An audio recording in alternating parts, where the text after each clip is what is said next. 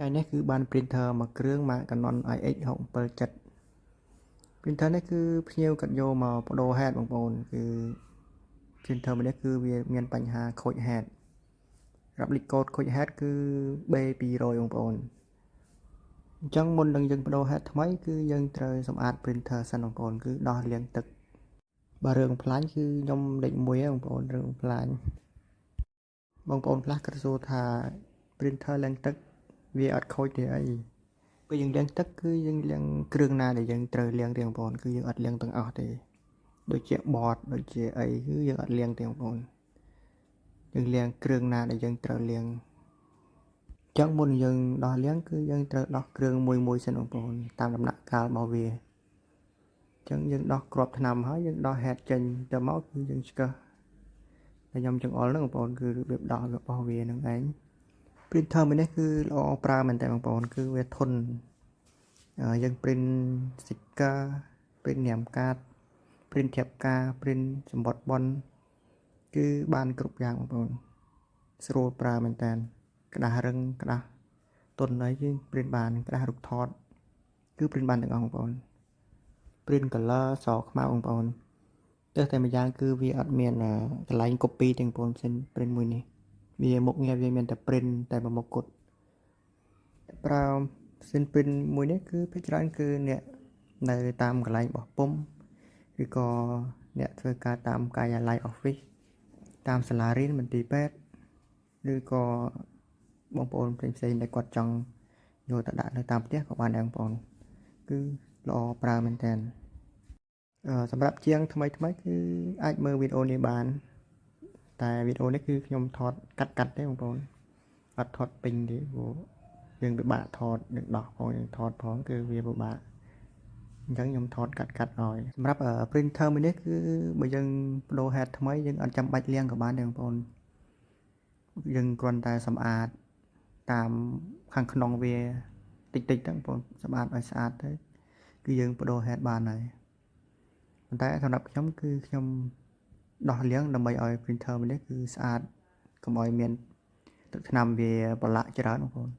កាលណាយើងបដូរ head ថ្មីយើងអត់លាងគឺធ្វើឲ្យ head របស់យើងគឺឆាប់ខូច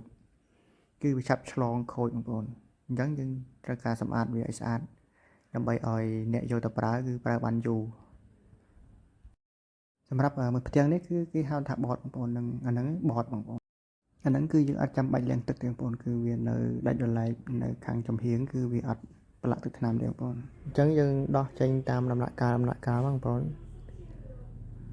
មើលតាមហ្នឹង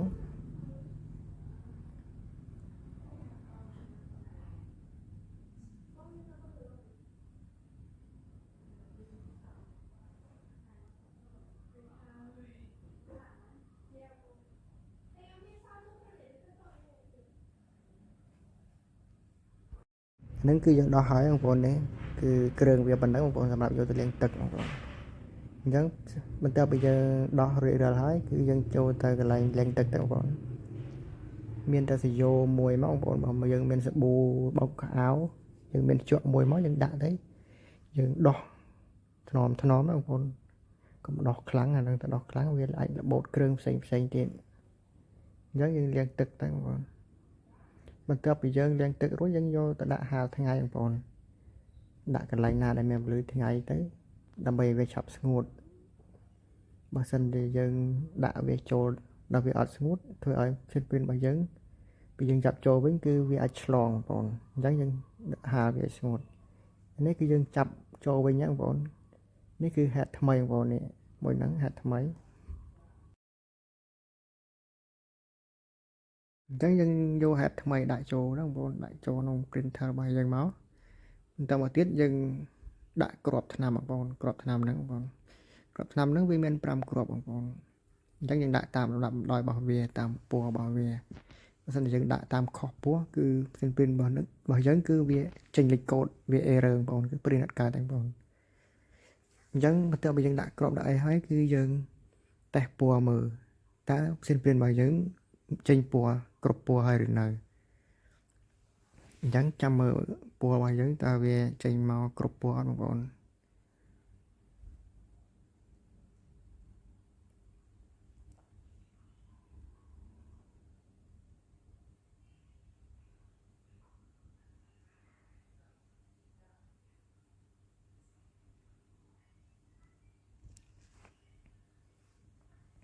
អញ្ចឹងមើលឃើញថាពណ៌របស់យើងគឺស្អាតល្អបងប្អូន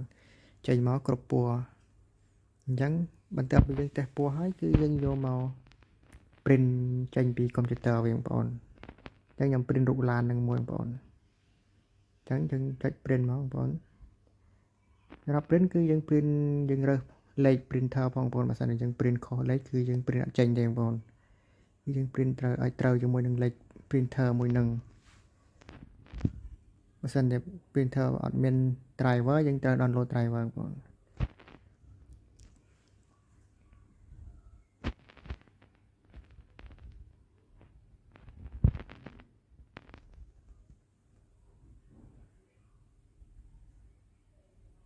អញ្ចឹងរូបឡានយើងចាប់ផ្ដើមចេញហើយបងប្អូន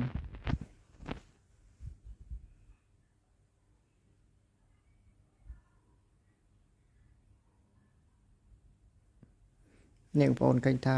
រូបឡានរបស់យើងគឺស្អាតចូលហ្នឹងគឺមានតែប៉ុណ្្នឹងទេបងប្អូន